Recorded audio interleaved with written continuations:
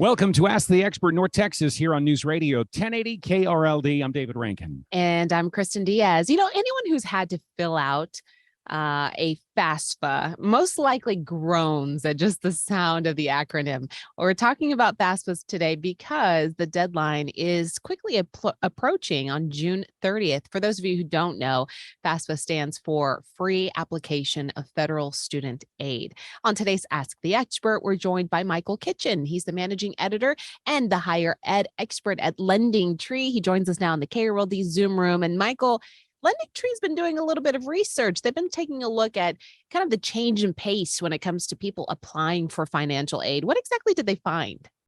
Yeah, well, we do seem to be somewhat rebounding from the dip in enrollment during the COVID period. And so now things are kind of coming back. We've seen a rise. Well, maybe not so much in total FAFSA applications because it's going to reflect previous years. You have to file one every year that you want aid. But in terms of high school students filling it out, that's on the rise, and definitely in Texas specifically. So it shows, like a lot more people are interested in going back to school. That's, I guess we're sort of getting back to where we were before the pandemic. For parents of students that are looking to go to college for the very first time, this is kind of just wades them into a whole sea of red tape. How does FAFSA work?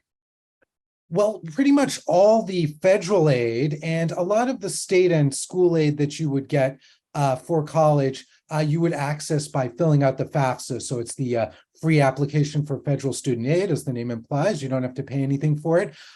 There are various deadlines for it. You mentioned just recently the very final deadline, which comes at June 30th every year when the school year ends, because you can apply during the school year. But once the school year ends, so does the FAFSA. But the key date really to watch out for is October 1st. That's when FAFSA opens for the following year. And some of this aid is on like a first come, first served basis. So it always behooves you to fill out the FAFSA as quickly as you can. Texas also, the individual states will have their own deadlines. Texas, I don't believe, has a very hard deadline, but they do, I believe, suggest that you fill it out. I believe they say January 1st in order to sort of get priority access to state aid that they have there. So it's always worth filling out, even if you feel like, oh, well, you or maybe you're a dependent student, so your parents maybe make too much money or for whatever reason, you don't think you'll get financial aid, you might be surprised. There's a lot out there. And even if you don't get any grants or, work study, even if it's just student loans that they offer you, that's worth something too. It's definitely better to take out a federal student loan than a private student loan in most cases, unless you have like incredible credit. Just because there's so many protections with federal student loans, they make the repayment a lot easier. So definitely worth filling out the FAFSA and as early as possible. What percentage of college students really rely on this financial aid? Well, it really depends. I don't have the number like right off the top of my head in terms of the percentage of undergrads who receive some form of financial aid, but it's generally more than half, and it's very useful, especially if you're going to be going to a more expensive school. There's a lot of talk about forgiveness of student loans, but maybe an even bigger problem is like looking forward. How are we going to make school cheaper? It's very expensive, and this is the way maybe that schools are kind of looking to do it through aid, through kind of making it easier to access funds. And so it's more and more people find themselves in need of some sort of financial assistance to go to school. Since we're on a deadline of June 30th to get this thing done, of course, there are going to be people waiting till the last minute. These are the same people that wait till April 15th at 11 o'clock to start doing their income taxes. What kinds of information do parents and those that are applying for FAFSA, what kinds of information do they need to provide within the application? Sure. Yeah. And I just to mention too, that June 30th, that's really kind of like the drop dead date for getting this year, like, while you're in school, but really October is the one you want to look at. But yeah, it's pretty much the what you would expect, your personal information. And then also your financial information.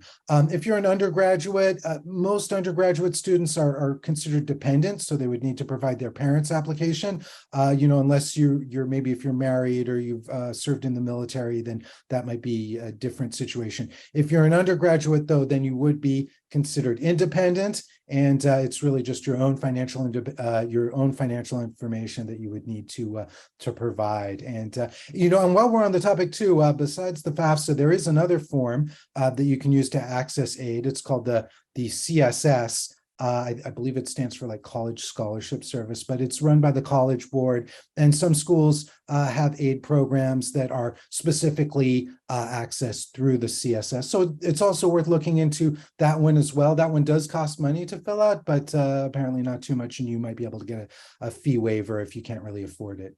Now, we brought up taxes and I just thought about it, but what happens if you apply, one, you miss the deadline, or two, you need to make corrections?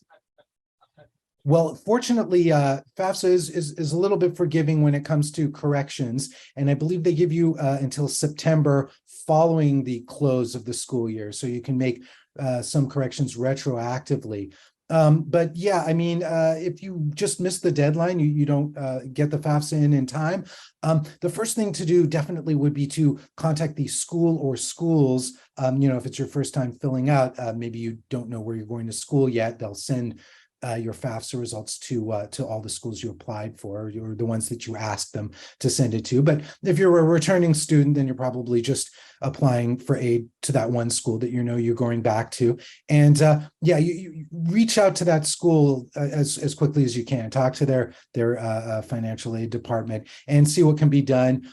Sometimes there might be workarounds, but it sort of depends. I mean, the FAFSA itself, as you've noted, right, it stays open until the end of June, until pretty much the school year ends.